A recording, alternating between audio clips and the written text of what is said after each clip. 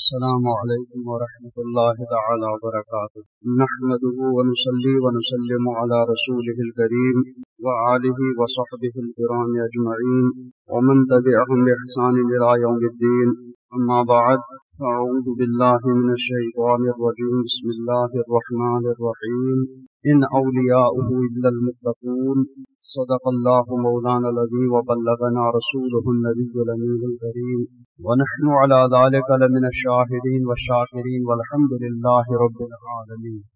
آئیے سب سے پہلے اپنے آقا مولا تاجدار مدینہ صلی اللہ تعالی علیہ وسلم کی بارگاہ بے کس پناہ میں درود شریف کا نذرانہ پیش کریں، پڑھیں بآواز بلند اللہم صلی علی سیدنا محمد وعلی آل سیدنا محمد واصحاب سیدنا محمد وبارک وسلم علیہ۔ حضرات گرامی، اللہ تبارک و تعالی نے پہلے ہم سب کی روحوں کو پیدا فرمایا۔ وہ روحیں اپنی اصلی حالت پر جب تھیں اور انہیں صرف اپنے پیدا فرمانے والی ذات کے ساتھ تعلق تھا،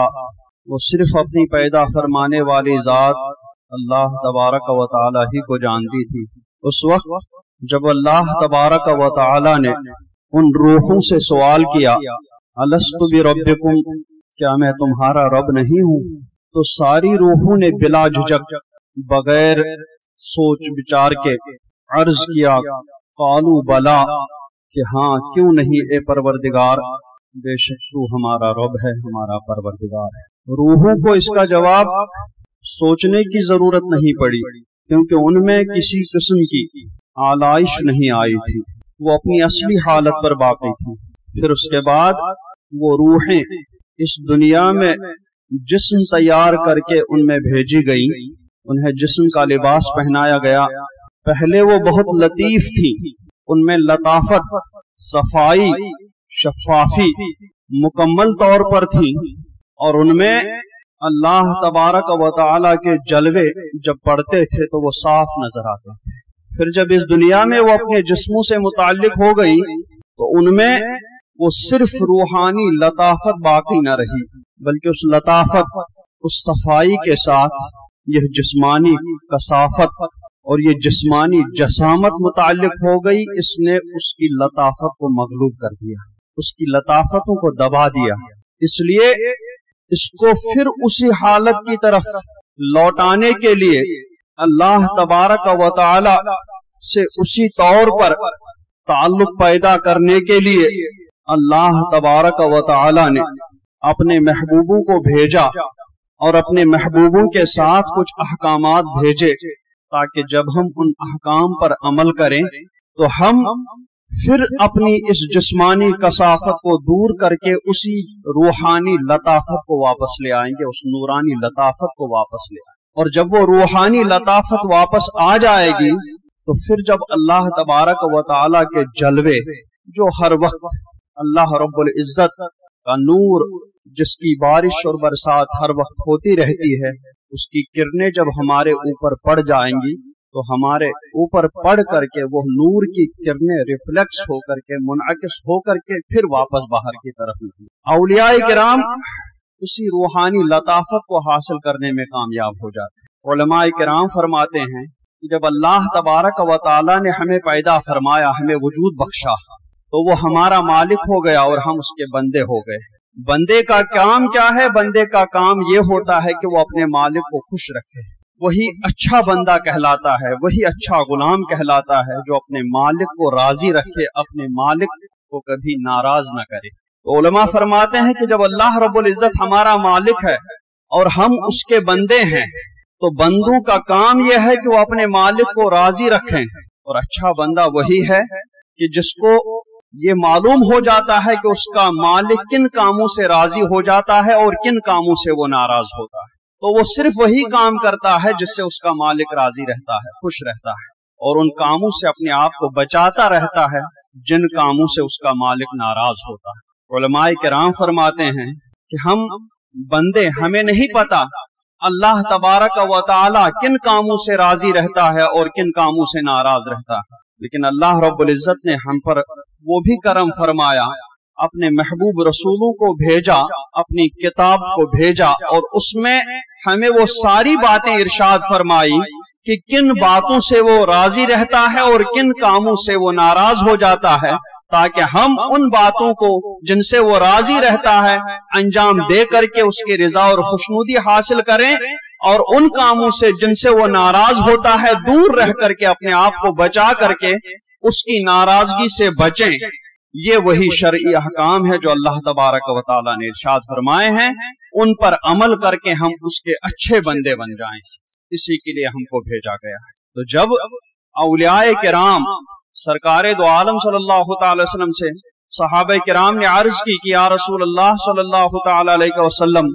औलियाउल्लाह कौन है, अल्लाह के वली कौन है? तो सरकारे दो आलम सल्लल्लाहु अलैहि वसल्लम ने इरशाद फरमाया कि अल्लाह के वली वो हैं इज़ा रुऊ ज़िक्रुल्लाह,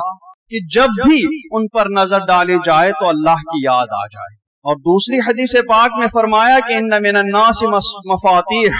कि लोगों में कुछ जिक्र की चाबियां होते हैं, जिक्र की चाबियां होते हैं, यानी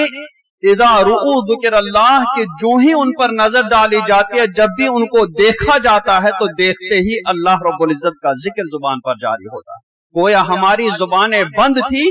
उनके दीदार की चाबी ने हमारी इन बंद जुबानों को खोल दिया और हमारी जुबानों से अल्लाह का जिक्र जारी हो गया। उन्हीं को फरमाया अल्लाह तबारक सरकार दो आलम सल्लल्लाहु अलैहि वसल्लम ने कि लोगों में कुछ अल्लाह के जिक्र की चाबियां हैं कि जब भी उन चाबियों को देखा जाता है तो गोया हमारे बंद ताले खुल जाते हैं और हमारी जुबानों से अल्लाह का जिक्र जारी होता है। आपने भी बहुतों को देखा होगा, हुजूर ताजुश शरिया अलैहि रहमत व रिज़वान को देखा होगा। मैंने अभी अर्ज किया कि जब परवरदिगार आलम के नूर के जलवे पड़ जाते हैं तो इन बुजुर्गों ने अपनी उस रूहानी लताफत को वापस लौटा लिया होता है और एक शफाफ और साफ आईने बन जाते हैं। तो जैसे आईने पर किसी चीज की रोशनी पड़ करके रिफ्लेक्स होकर के वो दूसरे चीजों को चमका देती है, उसी तरीके से और जरूर ये याद आ जाता है कि इस आईने में किसी चीज का परतव पड़ गया। सूरज पड़ जाता है तो सूरज की तरफ आदमी का जहन चला जाता है। इसी तरीके से जब उनके चेहरों से वो अल्लाह रब्बुल इज्जत का नूर रिफ्लेक्स होकर के हमारी तरफ आ जाता है तो हमारा जहन उन बुजुर्गों को देख करके उनके अंदर से नूर की उन निकली हुई किरणों को देख करके अल्लाह तबारक व तआला की तरफ जाता है। इज़ा रुऊ ज़िक्रुल्लाह, और हमारी जुबान से अल्लाह का जिक्र जारी हो जाता है। तो ये शरई अहकाम हैं जो हमारी रहनुमाई करते हैं कि हम कैसे अपने जिस्म से गंदगी को दूर करके, कसाफत को दूर करके अपने अल्लाह के अच्छे बंदे बन जाएं, अपने अल्लाह रब्बुल इज्जत के ऐसे बंदे बन जाएं कि जिनसे वो हमेशा राजी रहे। उन्हीं शरई अहकामात में से एक हुक्म निकाह का हुक्म है। कुरान पाक ने फरमाया फन्किहू मा ताब लकुम मिनन निसा, कि तुम्हें जो औरत अच्छी लगे उससे निकाह करो। अच्छी लगने का मतलब सरकार दो आलम सल्लल्लाहु अलैहि वसल्लम ने फरमाया कि दीनदार औरत ढूंढो, क्योंकि निकाह किया जाता है किसी औरत के हुस्न जमाल की वजह से, किसी औरत के माल की वजह से, किसी औरत के हस्ब नसब की वजह से और किसी औरत की दीनदारी की वजह से। आम तौर पर निकाह के लिए जब इंतखाब किया जाता है तो यही चार चीजें ढूंढी जाती है। जिसके अंदर माल की ख्वाहिशात होते, वो सोचता है कि मालदार औरत है कि नहीं, मालदार खानदान है कि नहीं, कितना मिलेगा। और जिसको खूबसूरती के साथ वास्ता रहता है वो सोचता है कि नहीं, मेरी बीवी इतनी खूबसूरत होनी चाहिए कि जिसकी तरफ देखने के बाद मेरी नजर किसी और की तरफ ना उठ जाए। इसी तरीके से किसी को बिरादरी का ज्यादा वो होता है, हस्ब नसब का ज्यादा खुमार रहता है, वो सोचता है कि नहीं, मेरी बीवी सबसे बड़ी हस्ब नसब वाली होनी चाहिए। लेकिन सरकार ने फरमाया कि तुम इनमें से किसी चीज को मत देखना, बल्कि तुम दीनदार औरत को देख लेना, दीनदार औरत से शादी कर लेना। फज़्फ़िरू बिज़ाति दीन, क्योंकि दीनदार औरत से शादी करोगे वो भी तुम्हें खुश रखेगी, तुम्हारी जीते जी वो तुम्हारी जिंदगी को जन्नत बना देगी, और तुमसे उससे जो बच्चे पैदा हो जाएंगे वो बच्चे भी दीनदार ही पैदा हो जाएंगे। इस तरीके से आपकी दुनियावी जिंदगी भी जन्नत का नमूना बन जाएगी। और अगर तुमने उसके अलावा माल वाली औरत को चुना, नीयत माल की कर ली, तो अल्लाह तबारक व ताला जो माल की वजह से निकाह करता है, अल्लाह तबारक व ताला उसके फक्र में इजाफा कर देता है, मोहताजी में इजाफा कर देता है। जो हुस्न जमाल की वजह से करता है उसको अल्लाह रब्बुल इज्जत फितने में डाल देते हैं। जो हस्ब नसब की वजह से करता है उसको अल्लाह ताला जलील कर देता है। ये सिर्फ दीनदार औरत से निकाह करो, वो इस दुनिया में भी तुम्हें بلکہ تمہیں اللہ رب العزت کے احکام پر عمل کرنے میں اور مدد دے گی. وہ تمہیں کبھی بھی اللہ کے حکم سے منہ موڑنے میں کوئی ساتھ نہیں دے گی، بلکہ وہ تمہیں بھی دین پر لگا دے گی، تمہیں بھی دینی احکام پر عمل کرنے میں لگا دے گی. اللہ تبارک و تعالی ہم سب کی اصلاح فرمائے اور ہم سب کو مسلک اہل سنت، مسلک اعلی حضرت استقامت عطا فرمائے. وصلی اللہ تعالی علی خیر خلقہ محمد وعلی آلہ وصحبہ اجمعین برحمتہ یا ارحم الراحمین.